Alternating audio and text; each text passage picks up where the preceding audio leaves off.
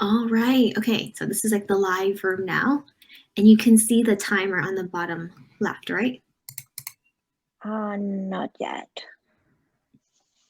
Do you see like the live icon on the bottom left? Yes. Awesome. And then you can see too on the right side, people are trickling in. I do see that, yes. Awesome. Hi, everyone. Hope you're having like a good morning so far. Awesome. I see your thumbs up. Thank you. And here's a great little tip. If you like, you can actually use the react emojis with your keyboard. It's like 1, 2, 3, 4, 5. It all correlates. So you don't have to actually like move around looking for the thumbs up. Exactly. Yeah, exactly.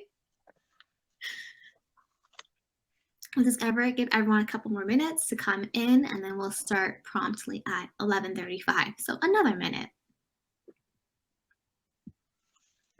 I'm curious though, since we have some time, where are you all calling in from? So I'll go first. I'm from Toronto. You can type it in the chat so you can get familiarized with the interface. Ooh. Oh, this is pretty awesome, Maria. We have people from all across different time zones. Yes, great. Welcome, everybody. Oh. Aw.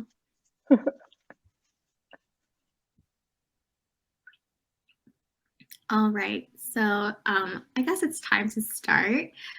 So we'll just do a quick little intro for everybody. My name is Hadon, and I'm an HR consultant with Scale HR, so Jeff is my boss. And we have here the wonderful Maria Simon.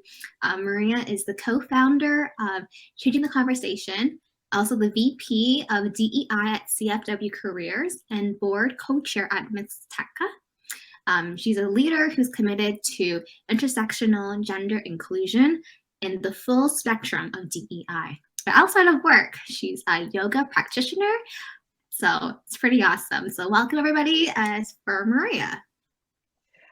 Thank you, Hadan, and welcome everybody. Can everybody just give me thumbs up and let me know if you can hear me and see me, so we know that we're in a good place? Okay, looks good. All right, so I am gonna do a lot of talking. My talking is gonna be guided by a set of slides that you can see on the screen. Don't worry about the slides too much. You can listen and everything is gonna be recorded, so we can focus on that. But thank you for the thoughtful introduction. I'm gonna just kind of start by telling you a little bit of fun facts about myself very quickly, so you know who's speaking to you this morning. So before I joined CFW Careers full time, I actually worked in sales and sales leadership for 15 years, mostly in the technology sector. So I worked for technology and digital media companies of all sizes over that 15-year career. Recently, not that recently, I guess, about 3 years ago, I decided to move full-time to the talent development and diversity, equity, and inclusion space. And I got a certificate in diversity from Cornell University. And then I really leaned into changing the conversation and intersectional gender inclusion initiative that I had co-founded with Rachel Fagnan-Fassler and Sini King about 8 years ago. And I joined their firm, CFW Careers, full-time. I live in Brooklyn. I am originally from Colombia, but I've been in Brooklyn for a long time. So Brooklyn is my home at the moment. I have a daughter, husband, and a lovely puppy who, fair warning, might bark during the session today. So I apologize in advance if she does. And I love practicing yoga and art, visiting art activities in New York City, like you can see from the picture with my family. That's a wonderful exhibition we saw this summer. So let's just switch to the topic. I know we only have half hour this morning, and I guess I want to start by sharing a little bit about why I thought this topic was important today. So we're talking about every company needs to hire fast. And sometimes that is kind of in shock with a thoughtful and the time that it takes to launch a thoughtful diversity, equity, and inclusion strategy. So we're going to talk about what's happening. And I think one thing that I do want to address is this moment right now. We're in the labor market. It is a very specific moment in which in the United States, a lot of companies are saying, we cannot hire skilled workers. There's not enough people for us to hire, or we cannot keep up with the demands and we cannot find the people. This is happening in Canada as well.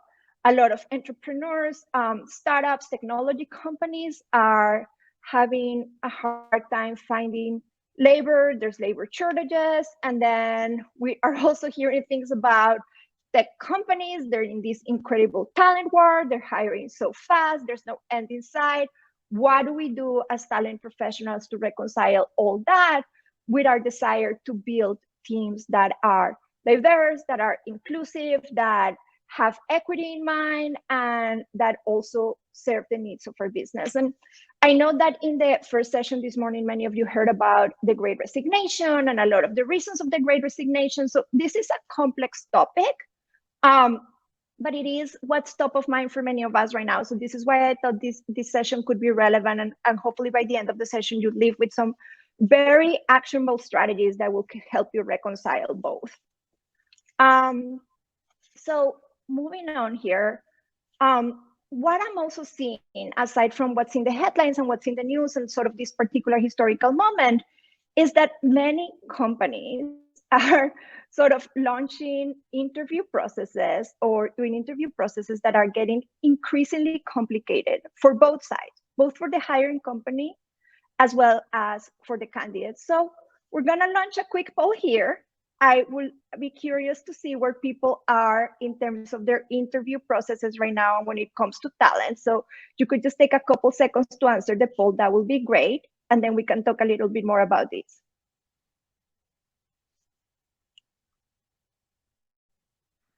All right, hopefully it was quick. So like 5 more seconds, we can close it and see where we are.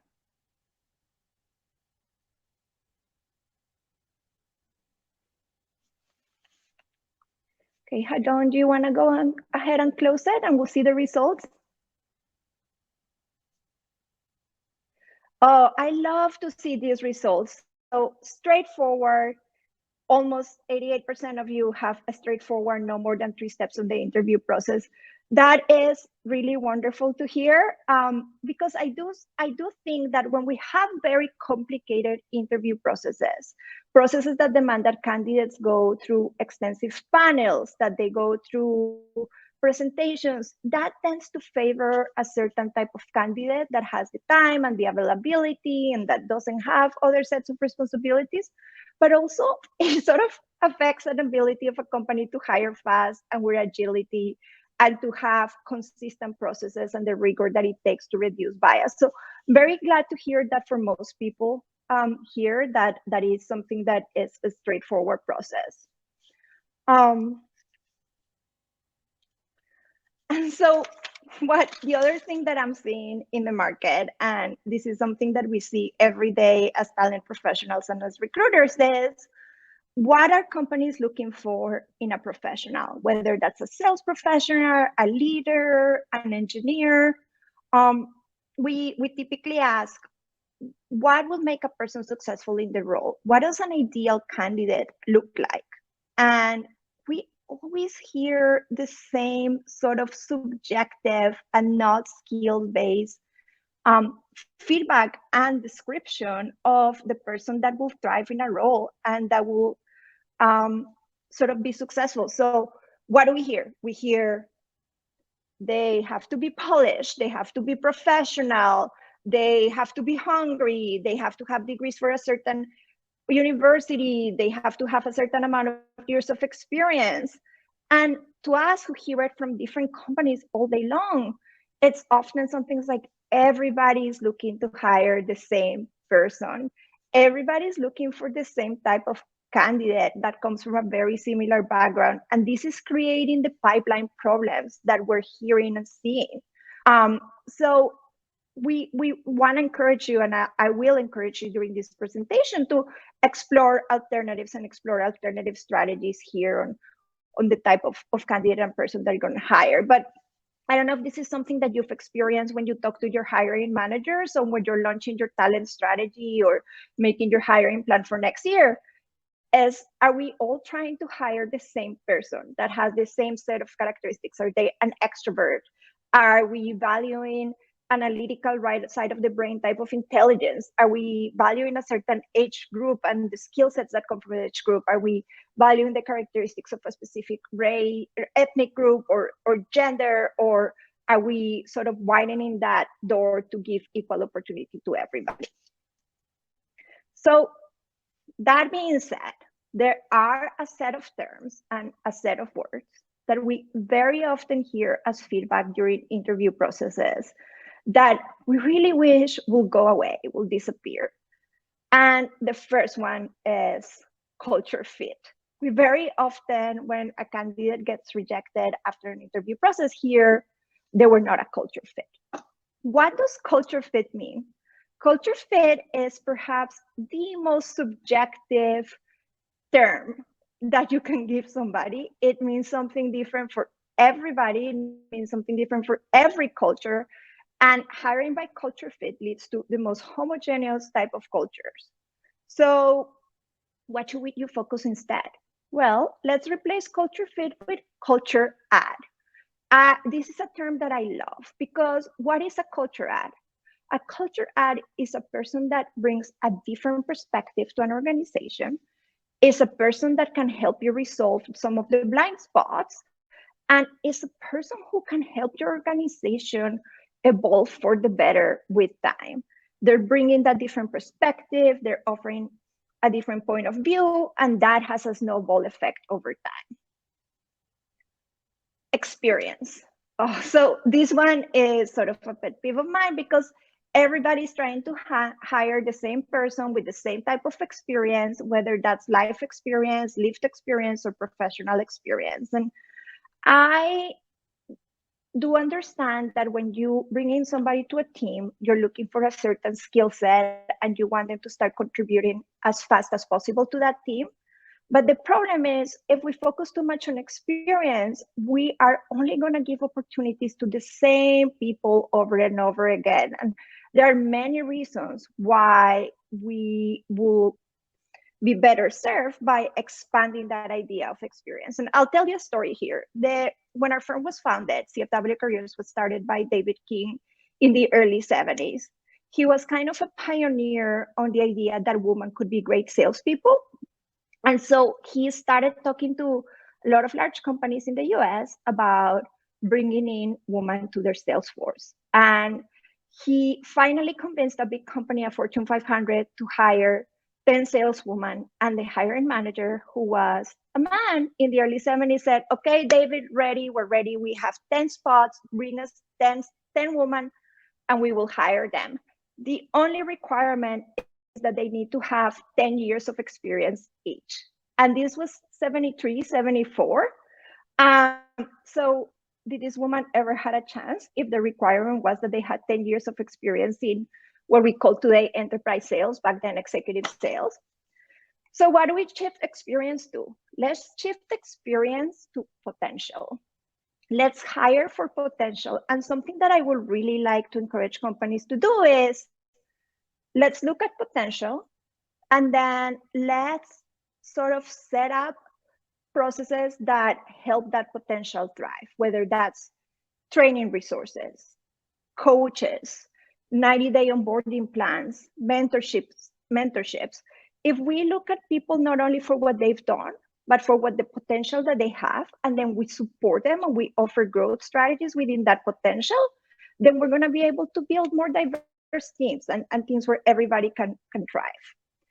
And then the last one, professional. So this is also so subjective, but we hear it very often. Somebody gives us feedback on an interview and the person wasn't professional enough, they weren't polished enough, they sort of didn't fit a certain set of assumptions or a certain set of build that they were expecting. And it's just so subjective. Like, what somebody considers professional is just typically based on how we've been socialized, on a certain set of assumptions and a certain set of things. And I'll give you like kind of a personal example. You can see right now, like I like to wear my hair like I'm wearing it right now. It's natural, it's just the way I am. But many people will consider this type of hairstyle unprofessional. That is not a reflection of my skill set. It's not a reflection of the type of presenter I am or my ideas or what I could bring to a job. It's just kind of the way we've been socialized to see other people and the expectation of how they will show up in the way they appear. So when we give feedback that is so subjective, like they were not professional enough, that doesn't help your team with their hiring strategy, but it also doesn't help the candidates either because it's not actionable. So why don't we shift professional to evaluating whether people were prepared for the interview? Did they do the homework? Did they show up on time? Were they ready at the time they said we're going to ready? Did they have good questions prepared?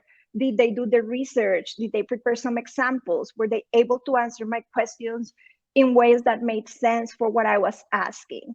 So when we shift from subjective things to like professional to being more rigorous about how we're giving that feedback, we're able to widen the door and bring more people to the table.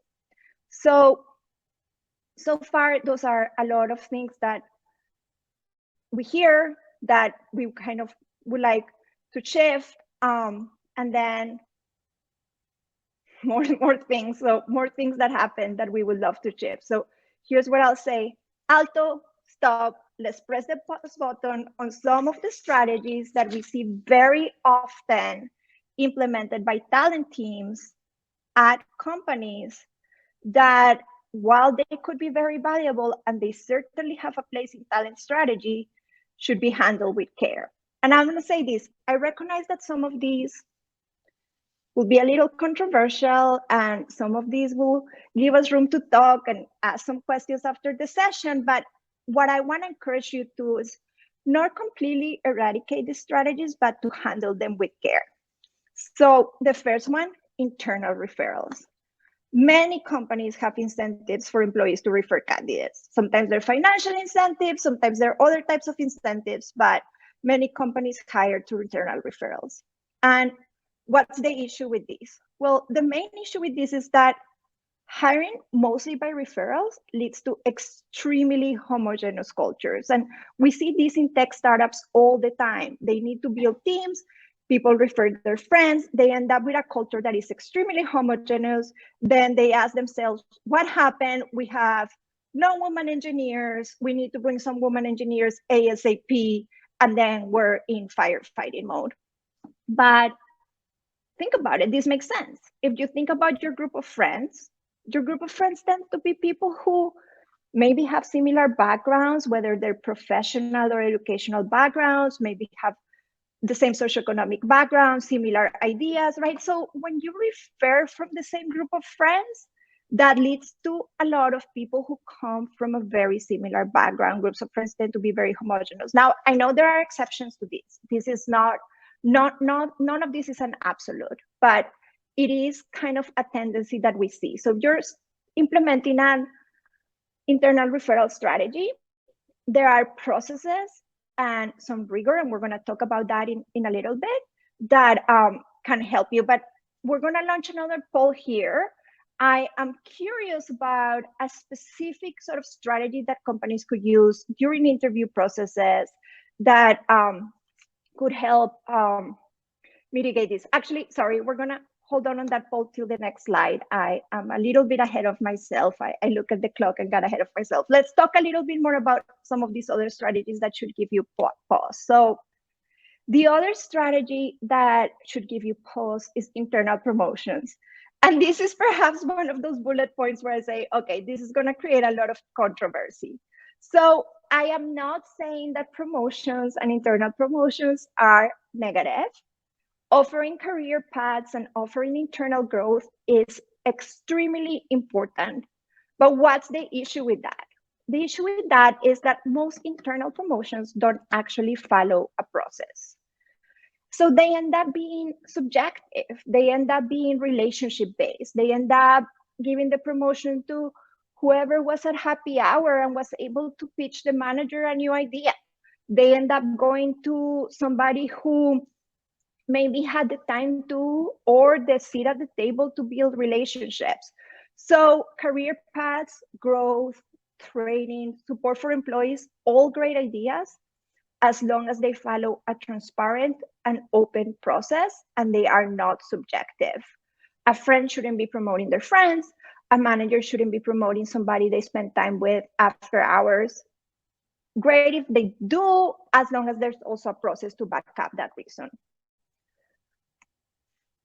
Another double-edged sword here, employee evaluations. Employee evaluations are something that very often leads to a lot of bias. Again, because if you don't have a rigorous process around employee evaluations, there could be a lot of subjective feedback that leans a lot into a comparison of one employee against another. So I see this in sales teams all the time. Sales teams tend to value assertiveness, and they tend to value people who are extroverts, and they tend to value a specific type of intelligence.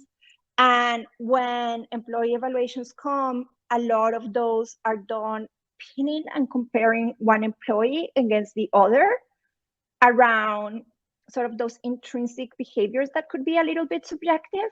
Well, what's the problem? Research has shown us that assertiveness tends to favor males, cisgender males, more than it tends to favor women, right? Like a woman who's very assertive sometimes is seen as aggressive.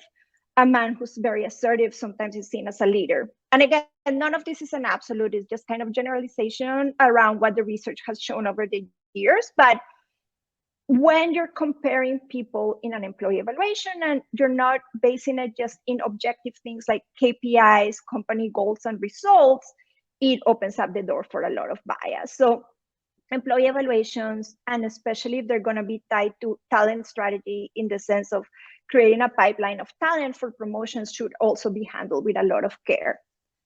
Okay, this one, mandatory diversity, equity, and inclusions trainings. Please raise your hand if you have had to take a mandatory or have implemented a diversity, equity, and inclusion training in your company. I would love to see a show of hands on that.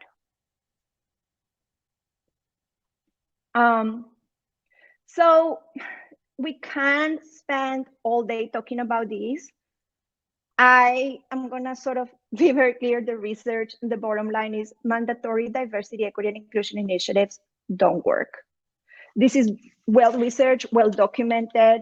It sort of creates animosity, and it mostly serves to check a box, sometimes to appease the attorneys, sometimes to appease all of us in the HR teams, but it does not drive change. It does not drive equity. It does not drive inclusivity.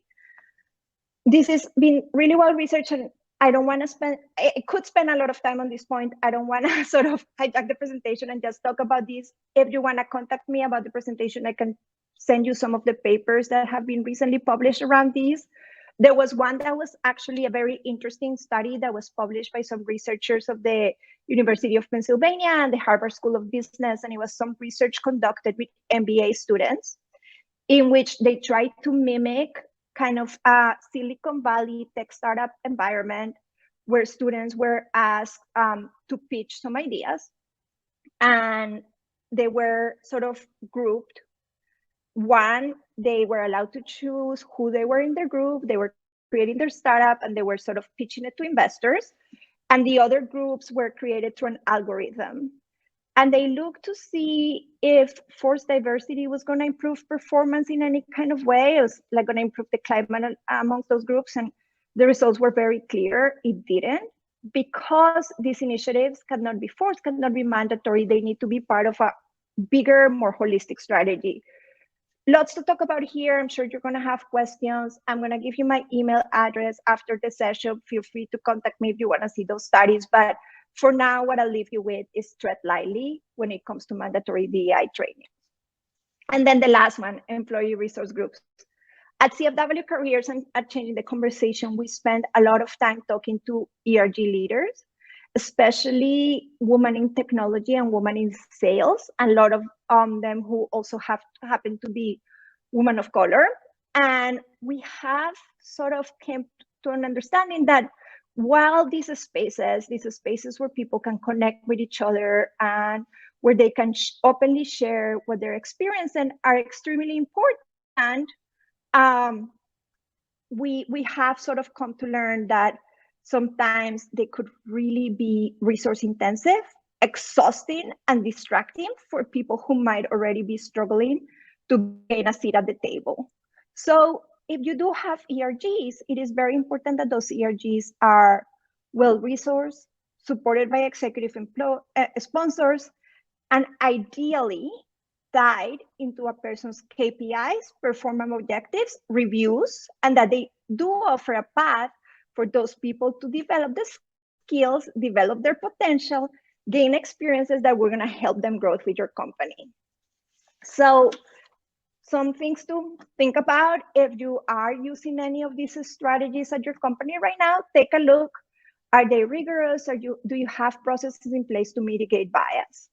All right, now time for the second poll. So before we launch it, I guess what I wanted to move towards is explaining that a diversity, equity, and inclusion strategy cannot exist alone. Like a Lego brick by itself, it's nothing. But if you put many Lego bricks together, you could build something really nice. And you should think about your diversity, equity, and inclusion strategy as one of your Lego sets, right? It has many pieces. Those pieces need to be flexible, they need to be adaptable, but they all need to work together to build something that is bigger than the sum of its parts. So if you're looking to hiring and building a culture that is more inclusive and more diverse, the first step that you should take is to assess your interview process. And to assess your interview process, one of the first things that you could implement that is easy to implement is scorecards. Hold can we launch the poll, please? I'm curious to see how many people are using scorecards right now. So a couple seconds for you to all answer these.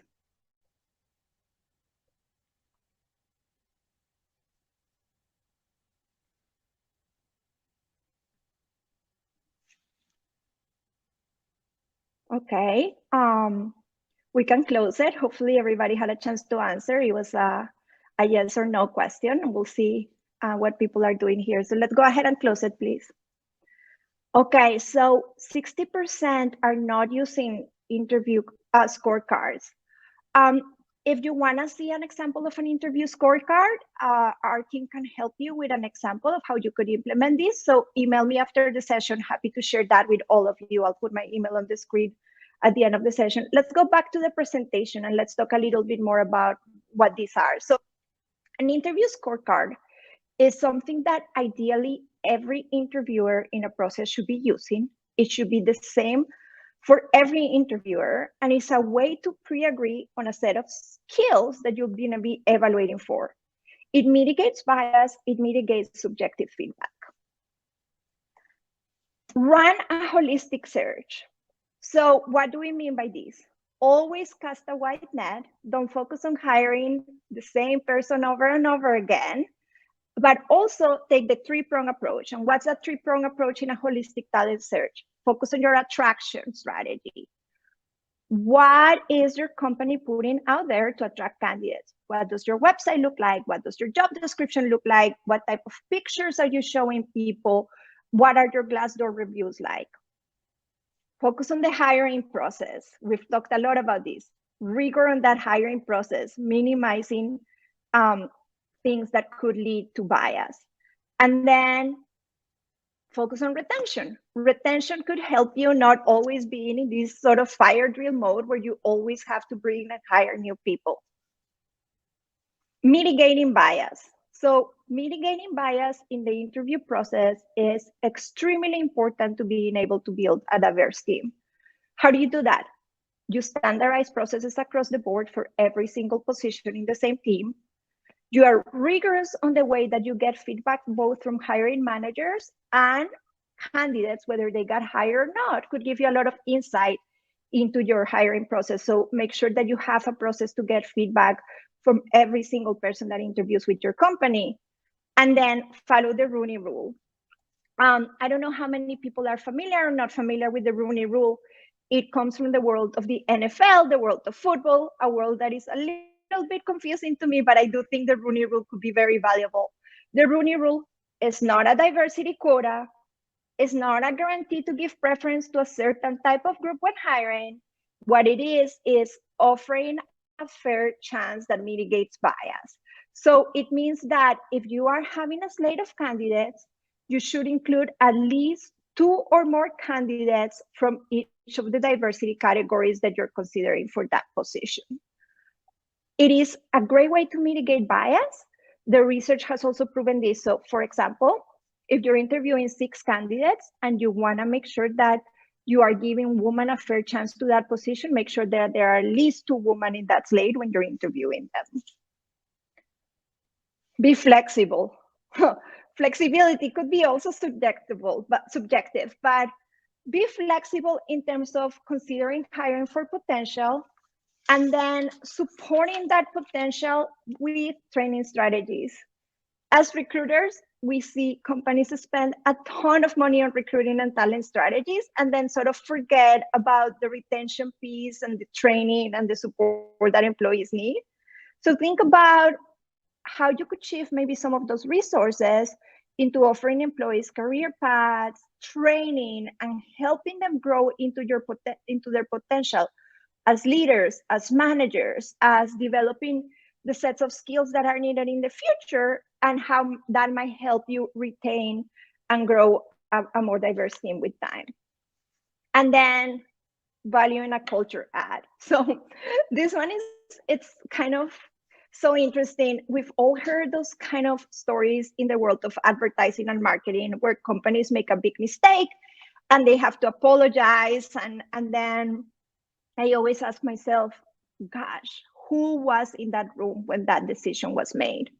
So I guess one recent story here is Burger King. They recently took a full page ad on a major newspaper that read, "Women belong in the kitchen." Well, needless to say, that was a trigger, and it's been very controversial on the internet or the metaverse or whatever we're calling it these days. Burger King had an intention with that ad of supporting women chefs. Women belong in the kitchen, women chefs belong in the kitchen. But I do wonder if there was a woman in the room when that ad was cleared by the executives. Because maybe if they had asked one or more women, if they had had a culture ad in that room, they would have not published an ad like that and they would have reconsidered that copy. And this happens all the time. So when you value a culture ad, you're sort of minimizing the blind spots for your organization, and you're bringing people that can ultimately help you grow, minimize risk, attract more candidates that will bring diversity to the organization, and ultimately become a more inclusive environment. So moving forward towards the conclusions here, your diversity, equity, and inclusion strategy should be more than just hiring top talent. So hiring is just a piece of it, but it should live in the center of everything you do. And then this will become kind of a virtuous circle. So you start with retention and training, then you attract more candidates because your company becomes a place people want to work with. You hire candidates that are different, and the circle becomes this beautiful continuum of talent where you don't have to always be operating in a rush, because the moment you need to hire, you already have been building that pipeline over time. So it's not about hiring fast. It's about putting diversity, equity, and inclusion at the center of your strategy from the beginning, whether you're a startup or a company that is thinking about what to do next, and making sure that that is that virtuous circle. And just to wrap up here, remember, diversity, equity, and inclusion is much more than a buzzword. And the reason I have this box of X here is because diversity, inclusion, equity is a fragile state for a company. It's something that we always have to be thinking about, that we always have to have top of mind, and that we always have to be deliberate about. It's not like check the box and you're done and change is going to happen. So we know this is important. It's important for your talent strategy. It's important for so many reasons. And here are just two quick stats. There are many more around this topic. But one is 58% of employees will not work for a company that has a pay gap. Pay gap has been extremely well documented. We know it specifically affects women and minorities. And it is something that affects all of us one way or the other, yet something that we haven't been able to resolve. So what about, as part of your attraction strategy, you sort of mentioned that you are committed to pay equity. And then 40% of workers, and this is really sad, across generations and genders feel socially excluded or ignored at work. So I would like to see this change, but it's not something that we can do just by focusing on hiring and hiring fast. It needs to be much more than that. So we'll wrap up here. I think we're just at about a time. This is my email. We'll leave it in the screen and we're happy to open up the floor for questions. Thank you so much, Maria. That was incredible and very insightful. So thank you. So everyone here in our chat today, feel free to add some questions in the chat, or you can use the Q&A function. Or if you'd like, you can raise your hand in that function, and then we can invite you on the stage so we can have a live conversation as well. So let's give everyone some time to ask any questions, think of any questions. But in the meantime, Maria, I have a question for you myself. Sure. One of it is, how do you get buy-in from hiring managers and senior leaders about the importance of DE&I in the hiring process? That is such a great question, and not a simple one. There's not a simple answer because we're dealing with people, and people are complicated, and everybody has different motivations. So getting buy-in is not like also something that you can just check a box. It is, like everything else, a process.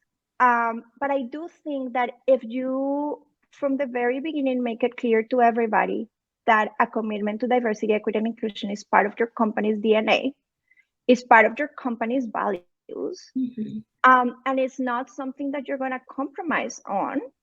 And then you kind of get to know your people and understand what will motivate them to support these strategies. Then you can start coming up with specific processes. A lot of it goes back to the processes and how you're supporting them to make these things something that doesn't exist in a silo, but that sort of is built into what they do every day. Great, thank you, Maria. I have a question from Ashley. So I'll show this on stage so we can all read it together. You spoke about the need to focus on potential, not experience. Do you have tips about how to talk about this, analyze potential, etc., in the recruitment process? Yes, great question. Thank you, Ashley, for that. So there are many ways that you can do it. I think one of the ways that you can do it is by sort of evaluating for skill sets that can be developed. So an example of a skill set that could be developed is, for example, we'll use something kind of very specific, but like public speaking, right? So you could, during your interview process, implement a presentation step that could help a candidate show their presentation skills. Don't expect them to be perfect. Don't expect them to be a certain type of presenter, but evaluate with your comfort level for their comfort level with something like that, and then give them actionable feedback on what they did well and they did not do well, and see how they take that feedback. And the way they're going to take that feedback is how they're going to potentially learn for that. So you can implement some steps during your interview process without overcomplicating and setting up the candidates for success. That's one way.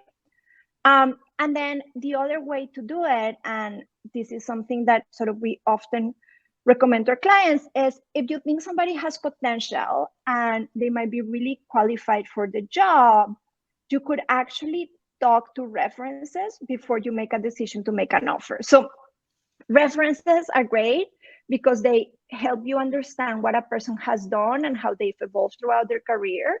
So before you decide to make an offer, you could actually check some references and talk to somebody. And if you're not sure about somebody's experience, but you believe they have potential, you could ask them for references in different stages of their career that could speak about how they've grown.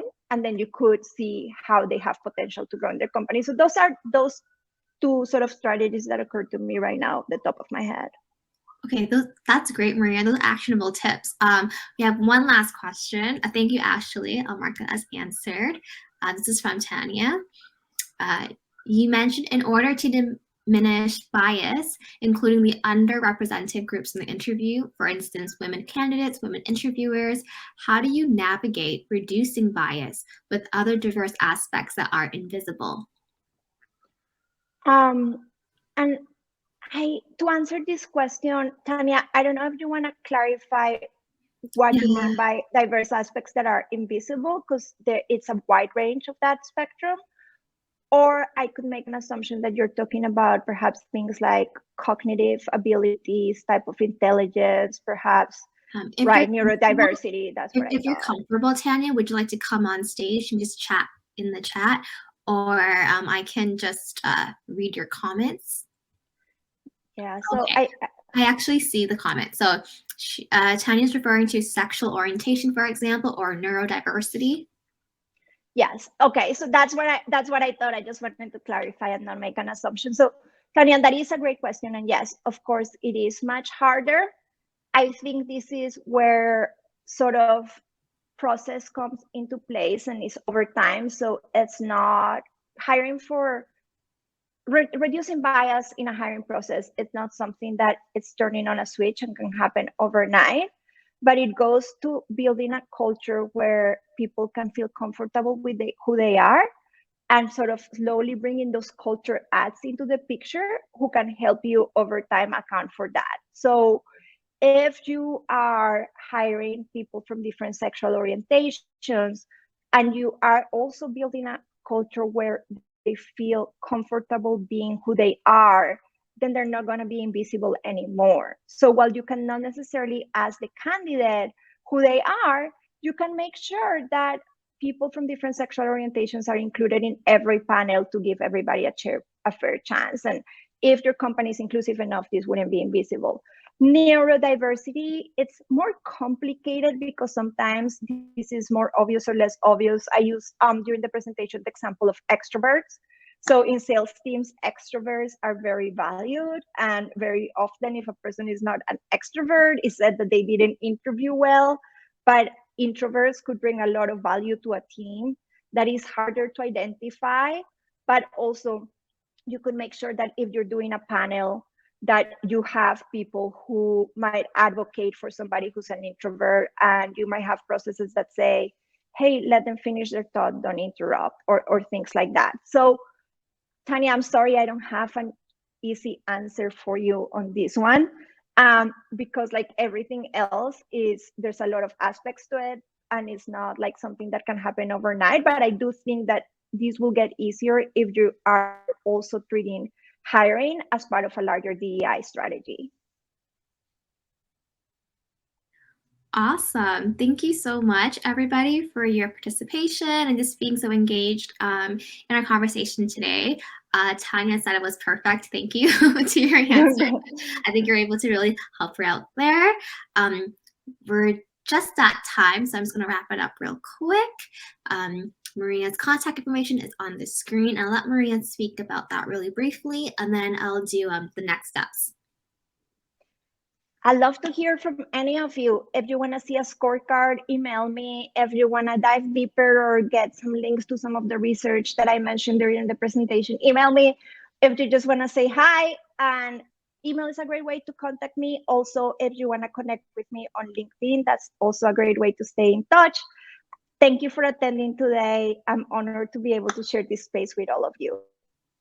Thank you so much, everybody, for participating. So just a quick reminder, right now it's our lunch break, but we also want to point out that there are sponsors here for this event. So if you could come and support, learn more about them, that would be great. And there's also a networking function in the lounge. It's a great way for you to meet other people in the HR space who are just as committed about DEI. And then at 12:45, we'll begin our emerging HR tech demos. That'll be really exciting. It's a bunch of great companies that you may have not heard of before, but are just driving value. So thank you again and enjoy your lunch. Take care.